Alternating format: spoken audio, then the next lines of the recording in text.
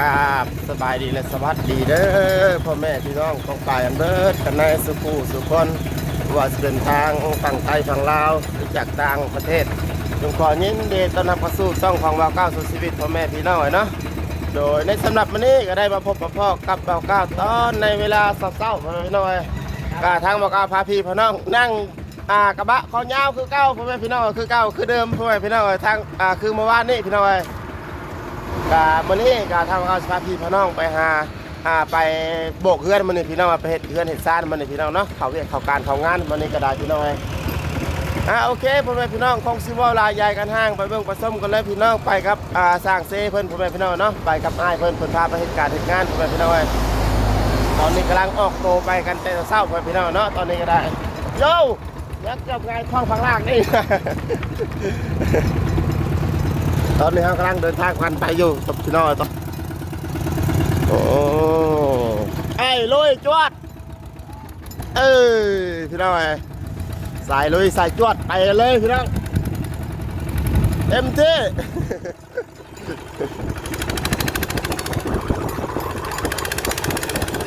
สำหรับรถสายเซ่เฮามาแรงแซงตลอดไปเลยพี่น้อง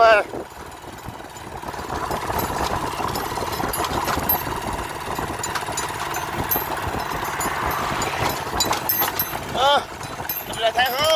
เอาลองไปลุยไปลุยไปเลยพี่น้องยับ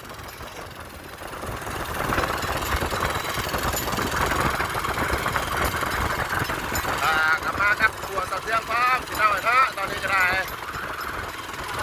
รถการสะท้อนอยู่ได้พี่น้องนะ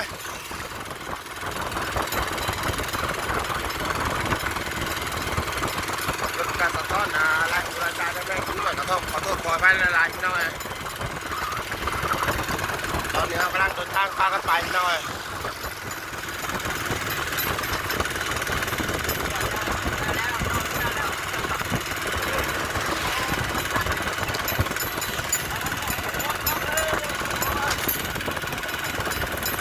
โอเคพวกเราพี่น้องเนาะเดี๋ยวพบกันอยู่หน้าพี่กำลังงามแล้วเดี๋ยวฮอตเดี๋ยวต่อภาพกันไปอีกทีหนึ่งพี่น้องเนาะตอนนี้ก็ได้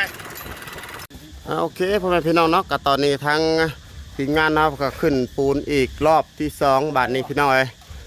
เพราะว่าทางอ้ายเพิ่นกับเพิ่นกำลังขึ้นปูนกันกุลุกกุ๊กกันอยู่ตอนนี้กับพี่น้องเนาะตัวยังบ่ได้พักได้พี่น้องแต่คืนที่ผมที่กองละแต่คืนนี่บ่โอ้โพดเถอะแล้วนี่นะตาไปเกี่ยงเลยกามาฮอดเวียกงานแล้วเรียบร้อยพ่อแม่พี่น้อยแต่ว่าบริทายให้เมื่อเช้านี้พี่น้อยค่าขึ้นปูนค่าเห็ดเวียกพี่น้อยมาถ่ายตัดภาพมากับตอนเที่ยงบานนี้พี่น้อยอุ๊บและทางผัวสาวเทืองเพิ่นก็มานำคือกันได้พี่น้องสบายดีผัวสาวเทืองโดยคักเพิ่นกะรอสลอหิวปูนให้ทางทีมงานเฮาพี่น้องกะมื้อนั้นกะทางว่าเก้ากะว่าสิถ่ายให้พี่ให้น้องได้เบิ่งพี่น้องเพราะว่าทางอ้ายเพิ่นพาพักสะก้อนเพิ่นว่าพี่น้องพักเอาเหือเอาแห้งสะก้อนเพราะว่าเฮาลุยเวียกกะเมื่อยพี่น้องมาหลับงานอยู่ทางบ้าน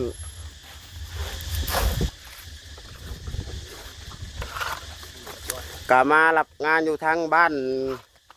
อย่างน้อลืมแล้วบ้านนี้พี่น้องอยู่บ้านแกงแฮกคนว่าพี่น้อง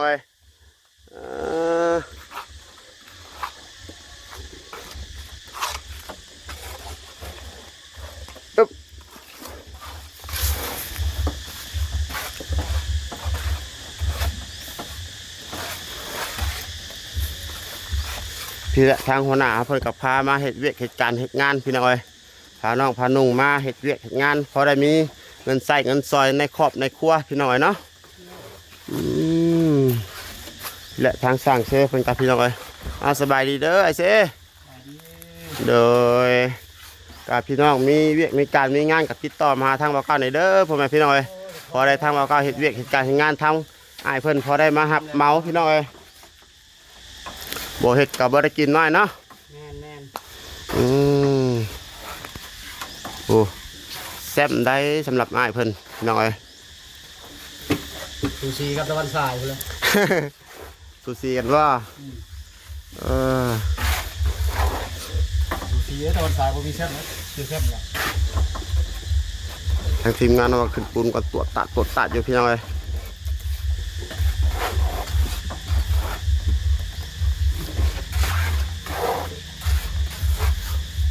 คักพี่น้องเอ้ยเนียนงามหลายเราก็กลับมาฝึกฝนน้ำอ้ายเพิ่นแหละพี่น้องพอได้มี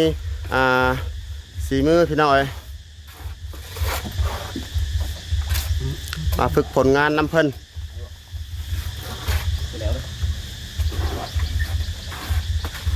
ผู้ทางบอกแก้งเพิ่นกำลังขึ้นปูนกำลังสิแล้วพี่น้องเอ้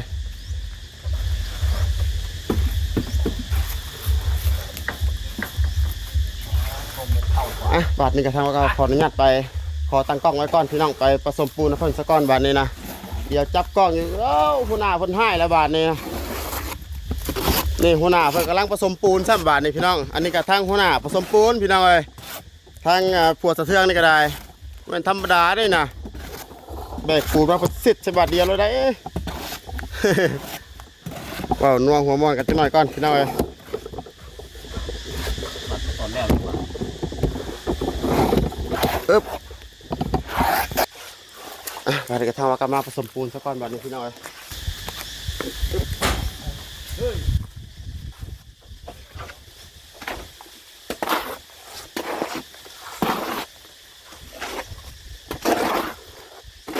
ถ้าว่าปูนเฮามันบ่นิ่มนี่ก็ขึ้นยากได้พี่น้องขึ้นช้าหั่นแหละเราก็เตรียมไว้เพราะว่าบ่ให้ทางทีมงานเฮาเพิ่นซักซ่านะพี่น้องเอ้ย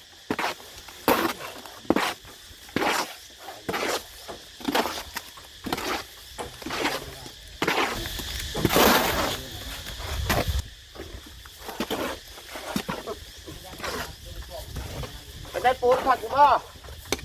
โอเคบ่น้องยังนักอยู่บ่เดี๋ยว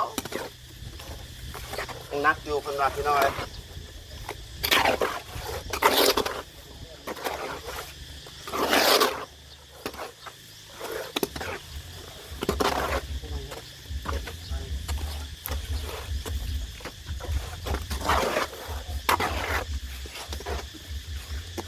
สำหรับเราก็การช่วงนี้กับพี่น้อยก็เป็นกรรมกรเพิ่นสะก้อนพี่น้อยยังทลัดเป็นสร้างคืออ้ายเพิ่นพี่น้อยเนาะก็ฝึกไปเรื่อยๆพี่น้อยฮัดน้ำอ้ายเพิ่นไปเรื่อยๆพี่น้อย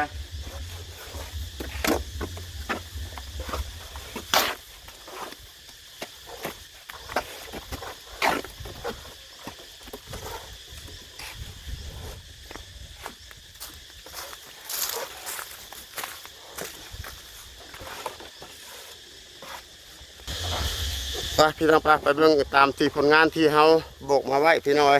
ว่าผลงานเป็นจังไดพี่น้องว่าปูนเฮาสิแตกบ่หรือจังไดก็พาพี่พี่น้องเลาะเบิ่งหอมๆก่อนพี่น้องสำหรับบ้านพักพี่น้อยมาโบกบ้านพักให้ทั้งอ้ายเพิ่น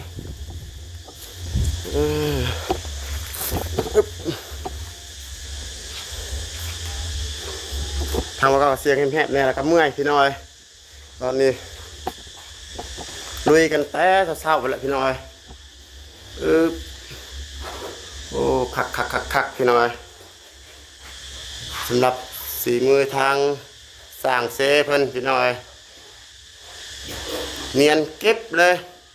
ผมมีห้อยแตกผมมีห้อยเล่าพี่น้อยรับประกันได้เลยทางด้านห้องน้ำทางนี้เขาก็ยังทะระบบพี่น้อย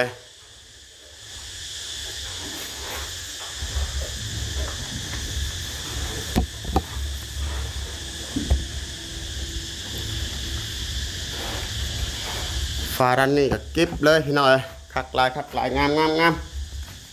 อึ๊บ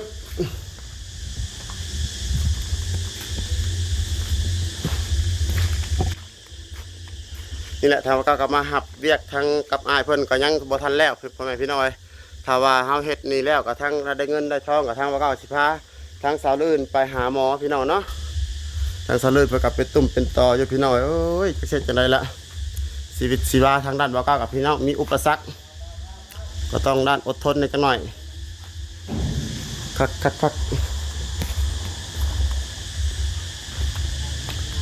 งามพี่น้อย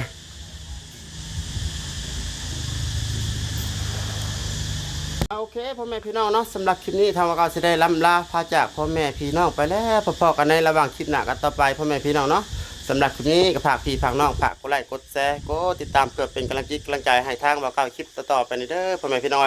ถ้าว่าทางว่าเราว่าผิดพลาดประการใดต้องกราบขอโทษและขออภัยน้ำพี่น้องกับเบิร์ดกันสุขุสุคนเบิร์ดกับสมองสบอนพ่อแม่พี่น้องเนาะก็จงขอบุญและขอบพระคุณทั้ง FC หลายๆท่านที่ได้เข้ามาหับเบิ่งหับส้มแต่โตละจนจบแล้วบ่ขามหมดโฆษณาขอเพิ่นอยู่ดีมีแฮงอยู่เย็นเป็นสุขกายสุขใจขอให้ลำรวยๆกันเบิดกันสุขุสุคนพ่อแม่พี่น้องเนาะก็ลำลาพระจากพ่อแม่พี่น้องไปสุดท้ายนี้ทางว่าขอกล่าวคำว่าสบายดีพี่น้องสบายดี